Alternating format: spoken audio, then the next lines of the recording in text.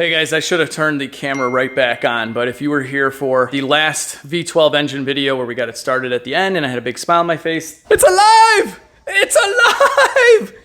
The V12 runs, it runs well. This is like a half hour later. So the engine wasn't running very nicely. It was misfiring, so I kind of went around trying to figure out what was wrong with it. Card sat for maybe like, I don't know, 5 minutes. So I'm like, you know what, let me just fire it up again. This thing's been sitting with old fuel for a long time to see what happens. So Eugene was in the car and I was out here and he turned the key and it maybe cranked for like 2 seconds, but it was like a wah, and then I'm like, stop. And there was smoke coming from this area here. The starter is right down there. And at this point, I mean, I've hydro-locked the engine. I've hydro-locked one of the cylinders. I didn't film any of this, but I just got done. I mean, this is like the fastest I've ever worked, but in hindsight, I wish I had turned the camera on, but I was just kind of freaking out, didn't even think about filming. But long story short, I went underneath there. I took the shield around the starter sort of off. If you guys remember when the engine was out, it's pretty much impossible, so you can't actually get that out. But I just wanted to take a look at the starter, make sure nothing was shorting there, everything was good there. And I ended up pulling out all the plugs. And this cylinder here, it had a bunch of fuel in it. The other ones are totally dry. This one is totally hydro-locked. Yeah, it's not good. So we didn't, the engine didn't start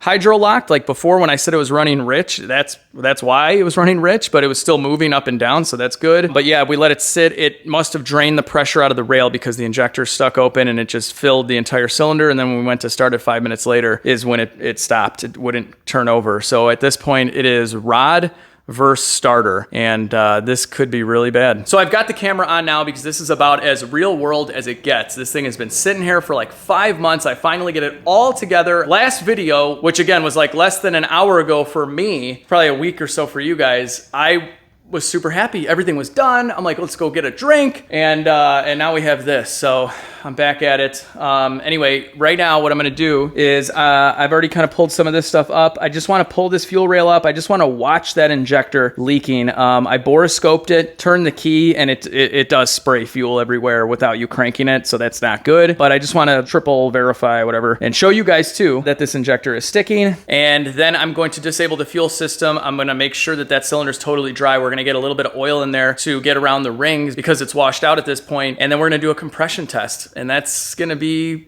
a big determining factor here on whether or not we have an issue. So the irony or the bad luck or whatever you wanna call it is, you guys saw that last video, I have new injectors. I have new injectors for this. And they're aftermarket, they're 60-pound injectors, and I was just gonna run these temporarily so I could make it to the tune shop so they could upload the first file after I put a bunch of miles on it, you know, maybe just a tank or so of fuel, just to verify everything is good to go before we start tuning, especially on the dyno. You never really wanna bring an untested car to the dyno because you could waste a lot of time and money.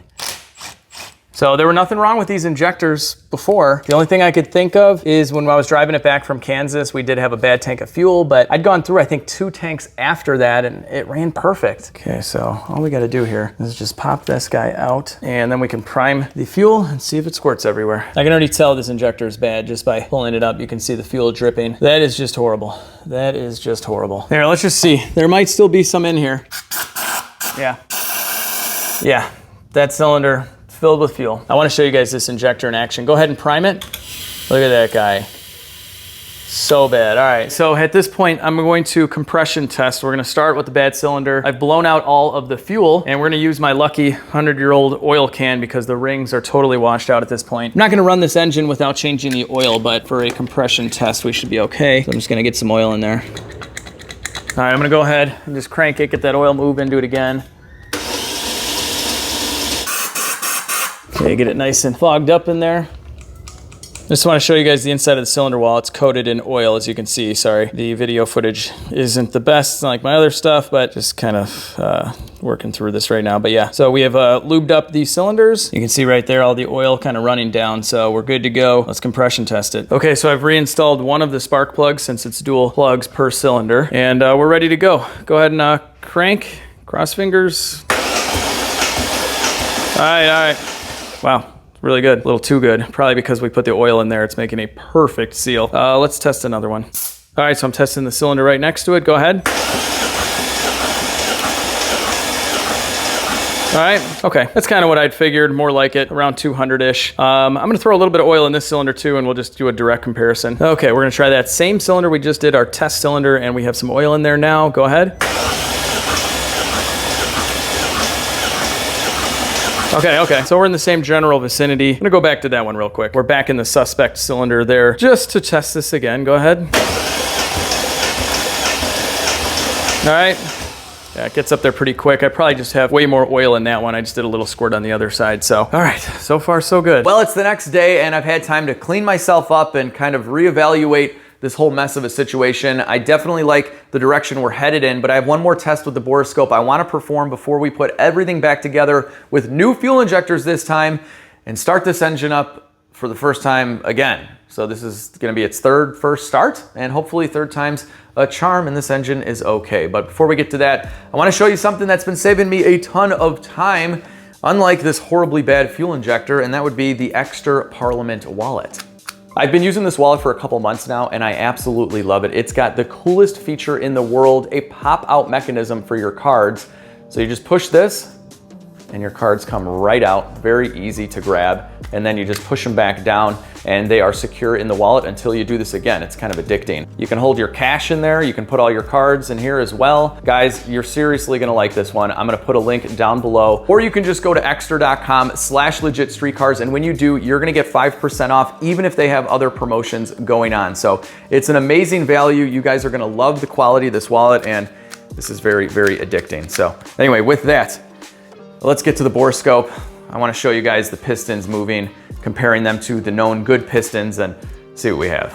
And this isn't the most scientific test in the world, I know, but right now I'm just turning the crank by hand. And if you see at the top there, we have the ridge. That's a normal little ridge there. That's the highest position the piston goes. Just want to make sure this piston goes to the exact same spot as before.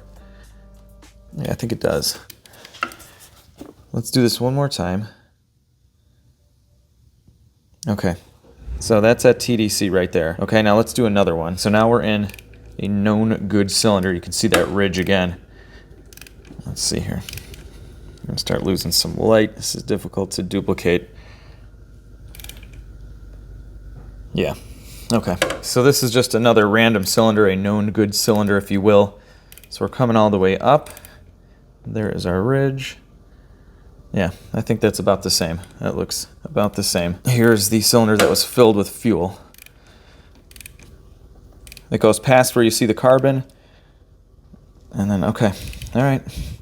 Not very scientific, but it's definitely not really bent, if it's bent. So something else I wanted to do was take a long extension like this, or a stick or whatever, and we'd bring the piston all the way up to top dead center, rest this on the piston, and then kind of mark it and then test it next to another one. But the spark plug hole is so deep, you really can't accurately mark it, and the piston's domed. You can be off just depending on where you put the extension. It's not gonna be perfect. It might show little variances here and there. All right, let's take this fuel line off.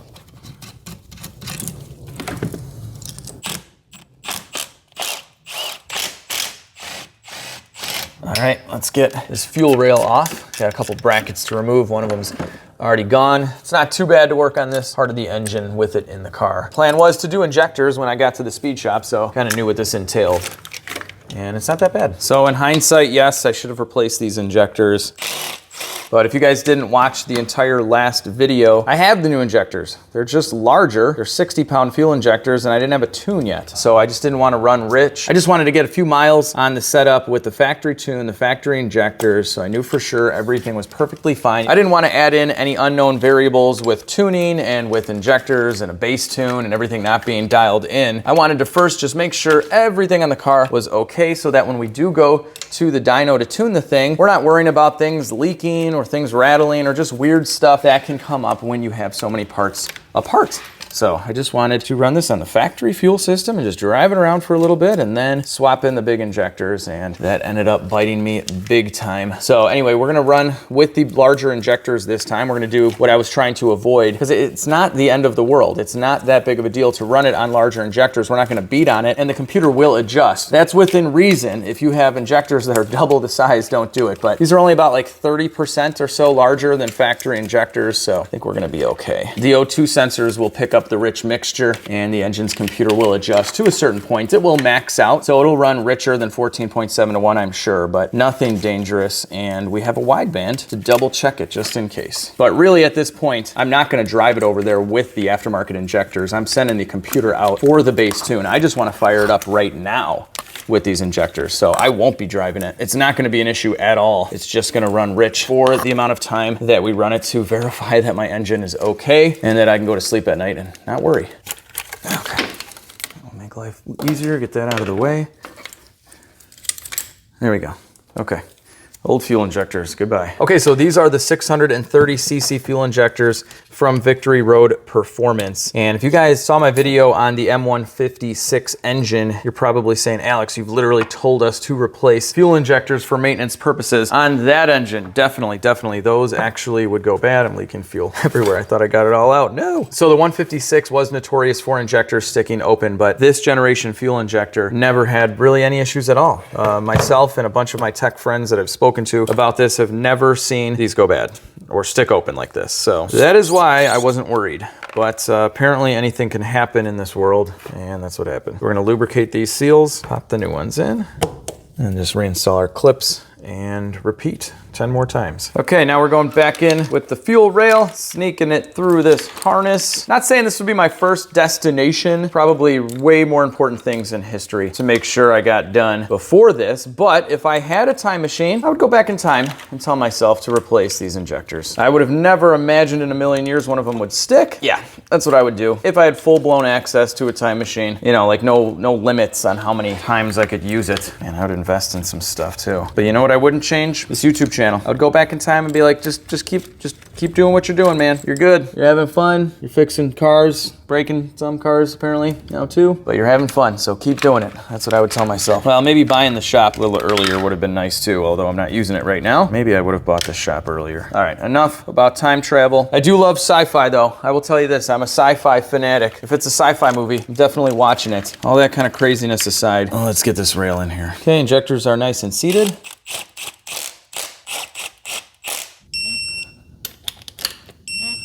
And now I have to plug in 12 of these adapter harnesses for the fuel injectors because the new style fuel injectors have a different connector. So this is pretty easy to do. It does kind of clutter everything up a little bit more, but you can tuck these away nicely if you take your time. So there's one of them, 11 more to go. This turned out perfectly. There's a ton of room around this intake, so I was able to tuck in the connectors right here and right here. So once this is all together, you won't even be able to tell. All right, next up is the throttle body going back on. There we go. Ground wire.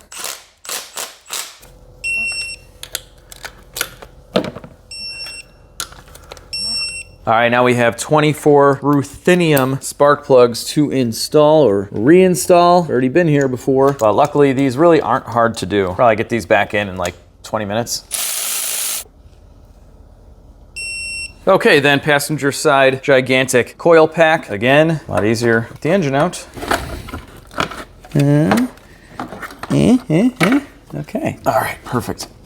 That's in. All right, plugs are all in and torqued, and now we have our second gigantic and very, very expensive coil pack to install. Just like that, just like that, and that, and that, and that, and that. All right, that's it. Okay, everything is done up top, and what you're looking at is the starter. So I'm pretty confident the starter is okay. It did give out a little bit of smoke, but I think it got really hot, and my greasy paws have been all over it, and it hasn't really had time to burn off or anything. So I'm leaving this shield loose for now, just in case, but I'll give this thing plenty of tries to make sure it's okay, and if not, I'll have to replace it. Okay, here we go again.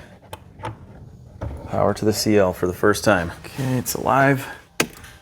Prime the fuel. Give it a couple primes. And here we go, guys. I am nervous. This means a lot right now. If this sounds totally normal, we're good. If it's ticking and rattling away, we are not good. We're gonna have to get a new engine, a used engine, whatever. Replace a rod, I don't know. All right, without further ado.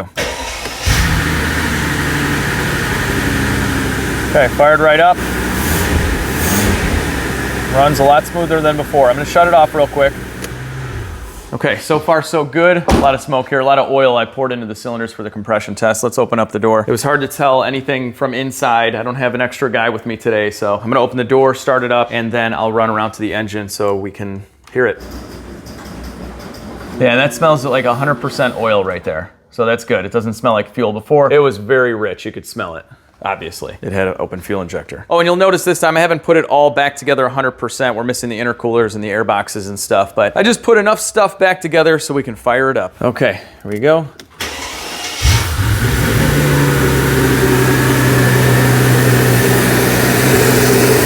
All right, it's running well. It's running really well. It's idling pretty high right now. Oh, there we go. Okay, it's idling down. Oh, this is really smooth. There we go. Wow, okay. Yeah, a little rich. Not too bad though. The important thing is it's running really smooth right now. Oh yeah. Oh, it's perfect, guys. Oh, thank God, thank God. Jeez, what a roller coaster, guys, the last few days have been. What an absolute roller coaster. I don't hear any issues at all. No ticking, no nothing. It is a smooth, perfectly smooth V12. Woo! Let me shut this off. Well, hang on, I know you want to hear it first from here. Before it was misfiring when I brought the camera over this way, and now we're good. All right, shut her down. Man, is it smoky in the garage, but it's a good smoke. It's just oil from the compression tests. It doesn't even smell like fuel. With the larger injectors, it seems to be running fine. Oh man, which makes me regret not replacing them even more. I just, you know, just general rule of thumb, don't run a car with bigger injectors on the factory tune. You're not supposed to do that, and that's what I was trying to avoid. I don't recommend doing it, but you know, whatever. If I go back in time, you guys know the deal. Hindsight is 20/20, that is for sure. So anyway, the V12 is alive. What a scare. I don't hear any ticking. It runs perfectly smooth, just beautiful. Beautiful. And at this point, I am going to be removing the ECU and sending it out to California so they can install a base tune. And then from there, after they copy the factory file, then we can remote tune it at Fluid Motor Union in Naperville, Illinois. Once we have that backup file, there's a lot that kind of goes into this because not many people do custom tunes. Honestly, like no one does custom tunes on these things. This is going to be another kind of learning curve for us all. So we're going to get this thing tuned for the 60 pounders, and then we're going to be putting an E85 on this, testing that out in the dyno. So lots of dyno tune stuff, but at least now I know the engine's good so we can continue. So I'll mail that out. While it's out, I'm gonna be efficient. I'm gonna wrap everything else up. So we'll finish up the engine, connect the suspension, the hydraulic suspension, all the fluids, all that good stuff, so that when the computer comes back, we can just fire it up, bleed everything out, and be good to go. And that'll be the first drive video, bringing it to the dyno. And I'm just hoping that's all it is. I'm hoping it's just a really easy video where I just drive it there, we're good. First drive, no issues, crossing my fingers. Please do the same over there. So